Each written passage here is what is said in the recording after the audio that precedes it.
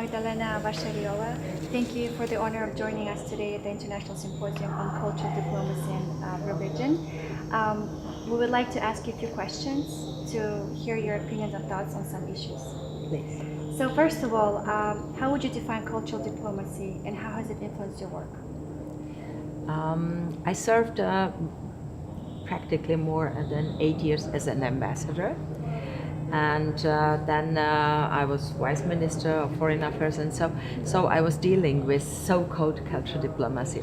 Although in my country, in Slovak Republic, the cultural diplomacy is seen as something connecting immediately with arts. Yes, to make the exhibitions, fashion show or something so, and it is not. Definitely. So I founded a year ago in Slovak Republic Institute for Cultural Policies because I want to spread the idea that the cultural diplomacy is on one side a really good weapon, how to defend the own national or state interests, and on the other hand is a big base how to make a dialogue, because Slovak Republic, Slovaks as a part of the European Union and Eurozone, yes, we are the only one from the middle Europe being in Eurozone, in this heart of the European Union. We have a common market, we have all these reforms behind us, and now we see that it's not enough, that we have to strengthen our dialogue, our culture dialogue, but not the culture being seen as an art, but the culture to be seen as a religion, education, culture behavior of the nation, all the myths, prejudices and everything covered. This is what I think it's a culture. Thank you. You know how, I mean, obviously, the topic of the symposium is interfaith dialogue. So with regards to this, you know how religion is often being instrumentalized for political, economic or other gains. What are the necessary steps, in your opinion, to prevent leaders from doing it? You know, the Slovakia is a really unique case in this respect, because being in this very center of Middle Europe, Slovakia was all the time very tolerant country. Although in 16th century Slovakia was almost the whole country Protestant. Then under the Habsburgs being re-Catholicized, very bloody way. Then there was a push of other religion, our other Protestant religion coming from Hungary, with the name of renationalization of Slovaks into Hungarians. So there were many quarrels between many religions there. But now there is a quiet place, I'm able to say. Also, some Polish people are very they seem very funny that we have 3 churches in one village. So the Greek Catholic, the Catholic and Protestant church, or something so.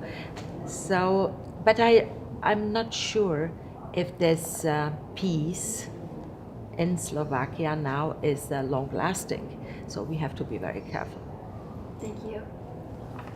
So first of all, I would express my it's great honor that you joined us at this symposium, and also for me it's very personal because I met you and I really admire what you do and what you have done in your life for Slovakia as a representative. And I would have a question for you. What do you think? What actions should be undertaken to promote or to do better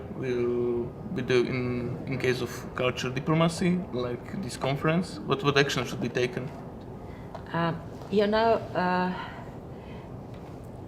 there is one huge problem in Slovakia as a post-communist and post-totalitarian country.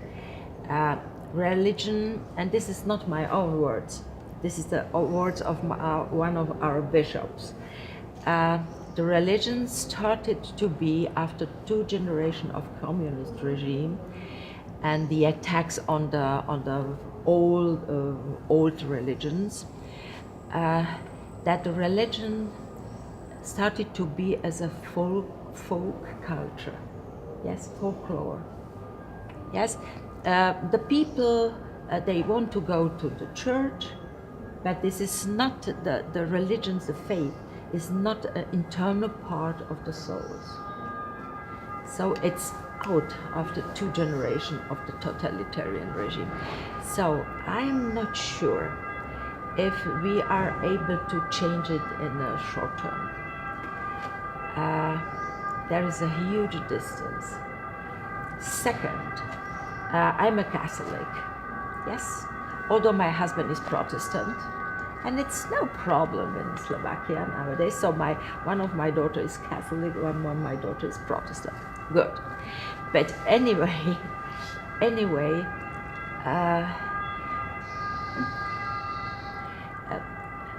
first, the churches must have change, must go under the basic reforms.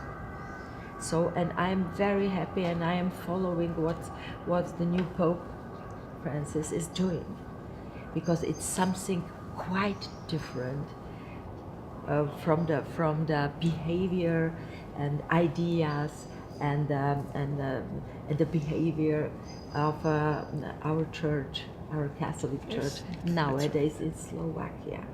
So probably you know personally, yes, that there was a huge problem that the very modern thinking Archbishop of Trnava is a Slovak Rome, Bezák, was expelled immediately. Yes? Yes, and everybody knows that he will never come back. So there was a sign that no reforms, no modern ideas, otherwise you are out. So it will last for a while, I think. And the second thing is that the former communists, also during the presidential campaign, the post-communist candidate make a video how Catholic he was. So it is really out of all normal behavior. It is out of all values. Yes, all these lies and liars in the TV. So it's up to people. It's up to really in religion living with the religion living people in Slovakia, if they will say no, stop this behavior. Yes, we will see. Thank you very much that you have mentioned the Trnava, because I come from Trnava, and it's really true that there is a big support of former Bishop Bezák, yes, and I personally met him and my family know him very well. He's a very nice person. Another questions come on my mind. Yesterday you were talking about the crisis of trust. Yes. And the crisis of trust and lack of trust. It's difficult also to bring people together and create the dialogues. So what steps or what could be done in this case? Because if there is no trust, how could we bring these people together? To be out of the trust also in your private life very quickly.